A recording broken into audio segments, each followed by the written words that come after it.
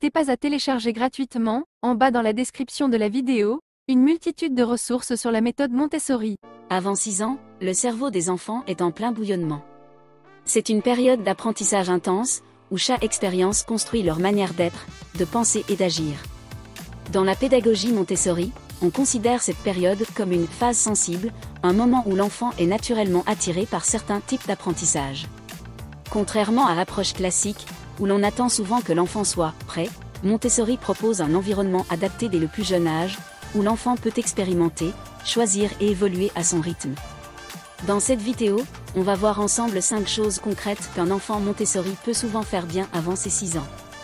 Et attention, il ne s'agit pas seulement de savoir lire ou compter, on parle aussi d'autonomie, de concentration, de responsabilité. Bref, des bases solides pour la vie. 1. S'habiller et se déshabiller seul. Dès 2 ou 3 ans, les enfants Montessori savent souvent s'habiller seuls. Pourquoi ? Parce qu'ils en ont l'occasion quotidienne. Dans une salle Montessori, des cadres d'habillage permettent aux enfants de s'exercer à ouvrir une fermeture éclair, boutonner une chemise, ou encore faire leurs lacets. Et cela, sans pression, à leur rythme. Mais ce n'est pas tout. L'environnement est conçu pour favoriser cette autonomie, les vêtements sont accessibles, les chaussures ont des repères visuels, comme des autocollants pour différencier pied gauche et droit, et l'adulte n'intervient que si nécessaire. Ce qui semble banal pour un adulte de fermer une veste ou mettre un pull à l'endroit, est en réalité un énorme travail de coordination motrice pour un enfant.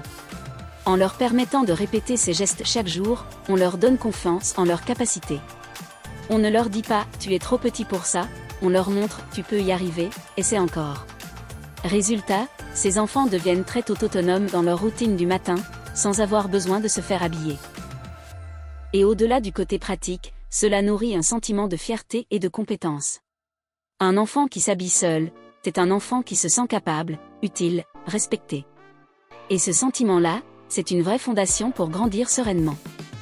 2. Préparer une collation ou un goûter. Dans une ambiance Montessori, l'enfant ne dépend pas de l'adulte pour manger une collation. Il apprend très tôt à reconnaître les signaux de faim, à choisir un fruit, à le laver, l'éplucher, avec un petit couteau adapté, puis à nettoyer sa table. Ce n'est pas juste mignon, c'est fondamental. Cela développe la motricité fine, la coordination œil-main, et surtout l'indépendance. L'enfant comprend qu'il peut répondre à ses besoins par lui-même, dans un cadre bienveillant.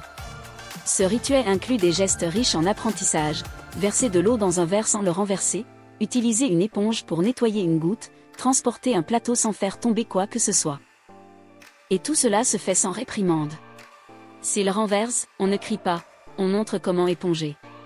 L'erreur devient une opportunité d'apprentissage. En apprenant à se servir seul, l'enfant devient acteur de son quotidien.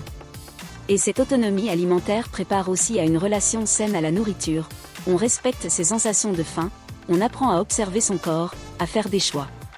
Imagine un enfant de 4 ans qui se lève, choisit une banane, la découpe avec soin, mange proprement, puis nettoie son espace.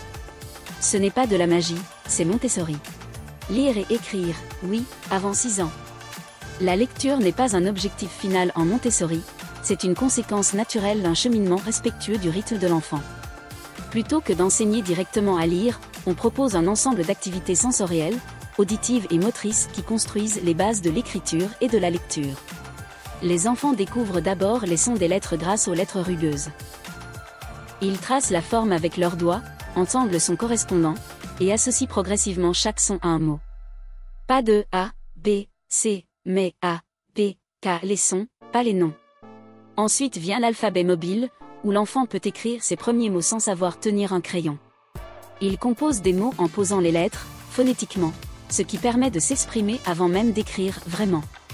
La lecture arrive presque en surprise. Un jour, l'enfant déchiffre un mot. Puis un autre. Et encore.